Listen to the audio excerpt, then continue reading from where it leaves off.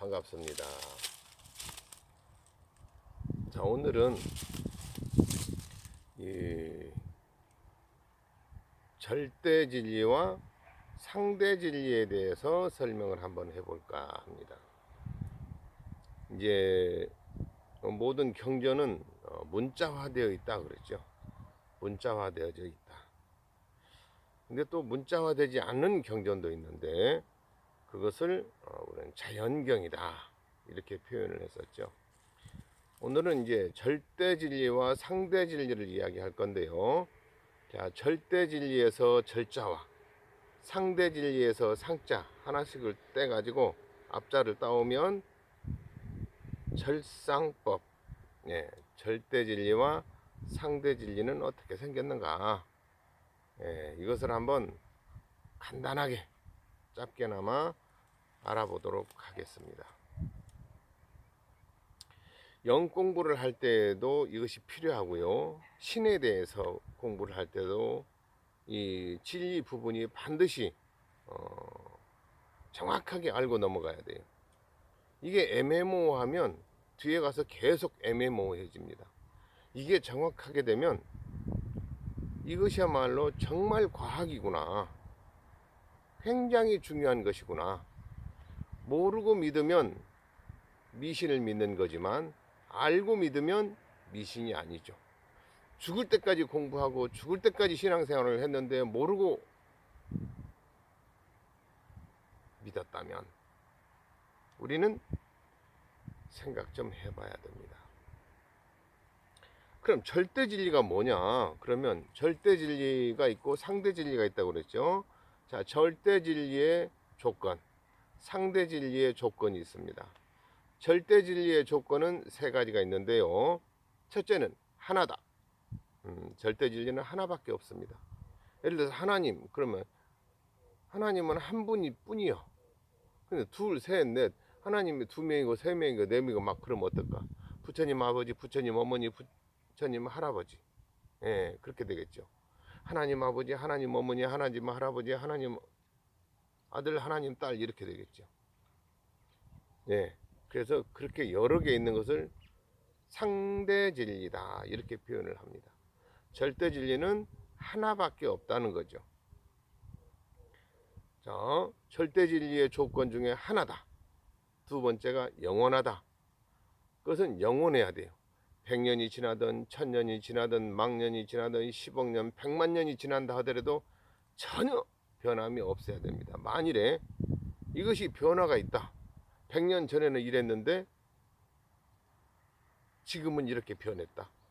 그것은 상대 진리죠. 변한다는 것은 상대 진리요. 이게 이제 아카시아 나무예요. 아카시아 나무. 요 아카시아 나무는 1년 전하고 1년 후가 다르고 1년 전하고 10년 후가 또 다를 겁니다. 10년 동안 이게 살아있다면 굉장히 큰 나무가 되겠죠. 근데 얘는 그 10년 동안 살아있을 수도 있지만 내년에 죽을 수도 있어. 그러니까 살았다 죽었다 즉 변화한다는 겁니다. 변화하는 것은 참 진리가 아니고 뭐다?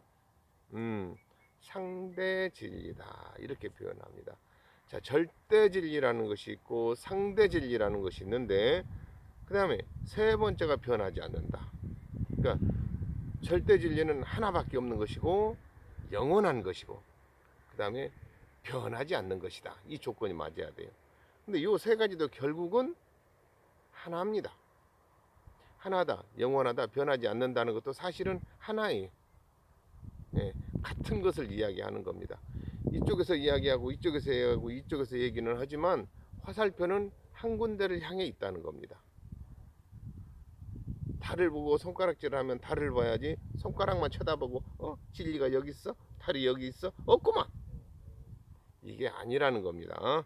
자, 그러면 상대 진리는 무엇이냐? 그러면 상대 진리는 대상이 있는 겁니다. 대상이. 큰 것이 있는가 하면 작은 것이 있고. 자, 이것이 핸드폰인데요.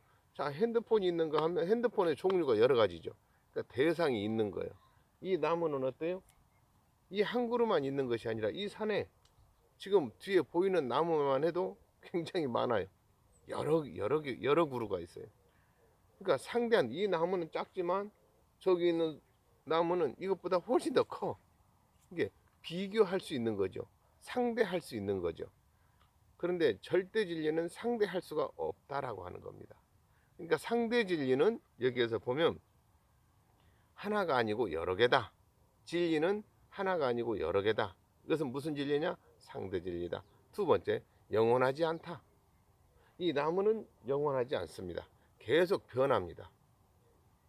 조금 있으면 꽃이 피고 나중에 이것이 꽃이 지고 나면 아카시아도 열매를 맺고, 또 이것도 나무인데요. 이것도 나무요. 다 변합니다. 그러다가 이 나무들은 죽어가요.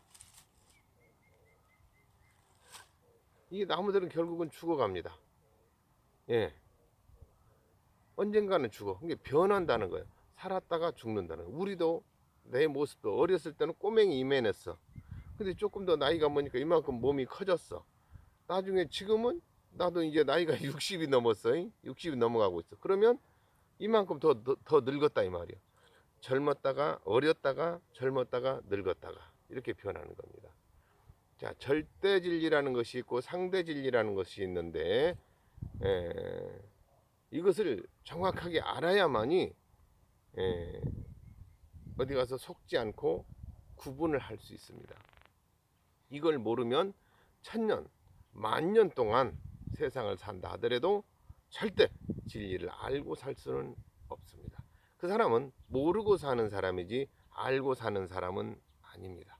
믿음도 알고 믿는 사람이지 모르고 믿는 사람인지 우리는 구분할 수 있어야 됩니다. 나하고 같이 공부하는 바로 여러분은 분명히 알고 믿으시기 바랍니다.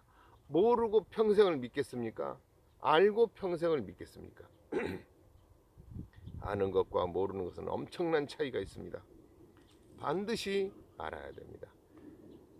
자, 성경적으로 이야기했었던 하나님 하나밖에 없다. 불교에서는 뭐래요? 부처님 하나밖에 없다. 무엇이요? 부처님 하나밖에 없다고? 가본 게 많던디? 예. 아미타불도 부처님이고, 뭐 또 무슨 무량광불도 부처님이고, 석가모니도 부처님이고, 뭐니 저리 가면 부처가 많어. 예. 거기에는 다 이유가 있습니다.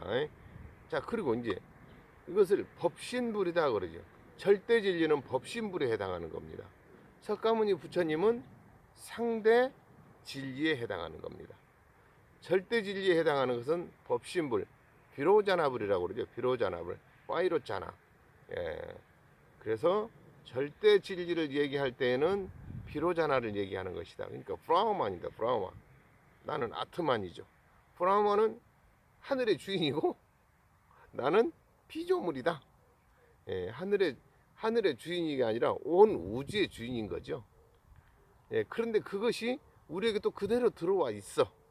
거기는 이제 그 부분은 조금 어려우니까 다음 시간에 다음에 기회를 봐서 또 하기로 하고요.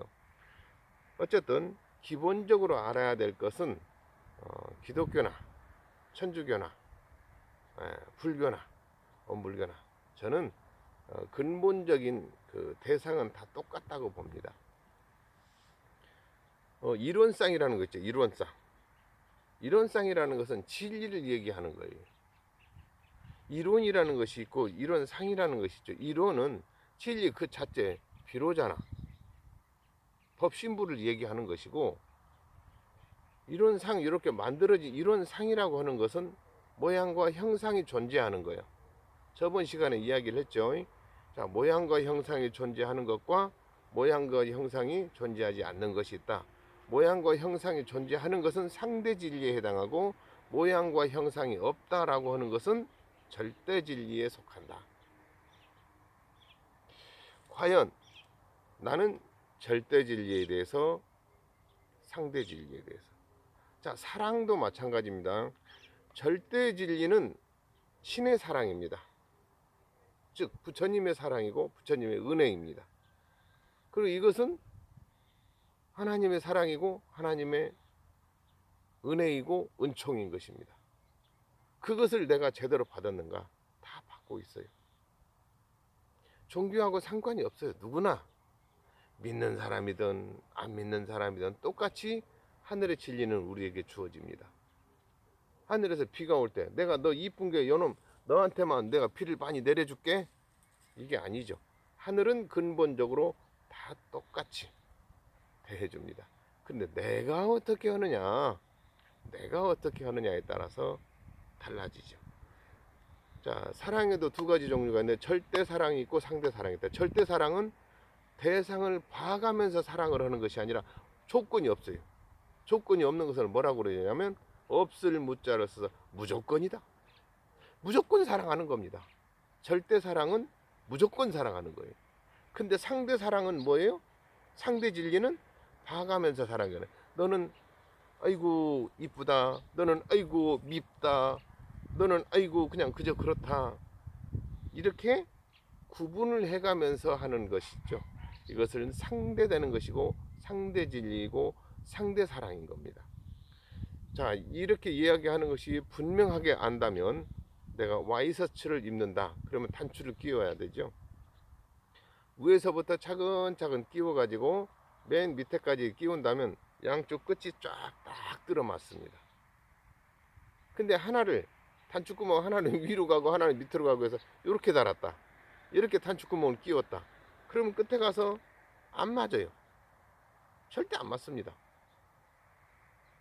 진리는 위에서부터 순서대로 첫 단추가 중요합니다. 바로 이것이 첫 단추예요. 절쌍법을 아는 것이 바로 첫 단추입니다. 너무너무 소중하기 때문에 이것은 다음 시간에 또 다룰 겁니다.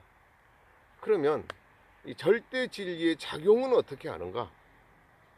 절대 진리는 어떻게 작용하는가?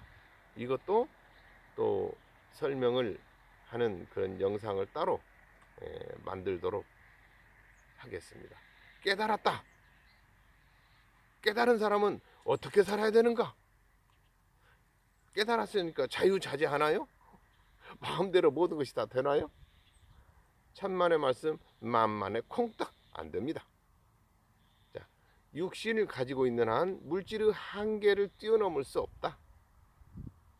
그래서 이제 우주 법계가 어떻게 생겼는가, 그것을 하나하나 조목조목 따져서 공부할 수 있는 기회를 가져보도록 하겠습니다.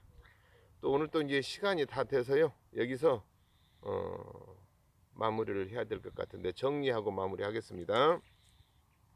절상법, 절대 진리라는 것이 있고 상대 진리가 있다. 이거 분명히 알아야 됩니다. 절대 사랑이 있고 상대 사랑이 있다. 예, 이거 모르면 큰 공부한 사람 아니에요. 그냥 공부하다가 만 사람이고 그냥 공부하는 도중에 있는 사람이지 어느 궤도에 올라오지는 않았다. 예, 그러니까 여러분이 진짜로 공부를 했다라고 한다면 그 정도는 기본이다. 이것은 기본입니다. 기본. 이게 바탕이 되어졌을 때 다른 것을 할 수 있어요.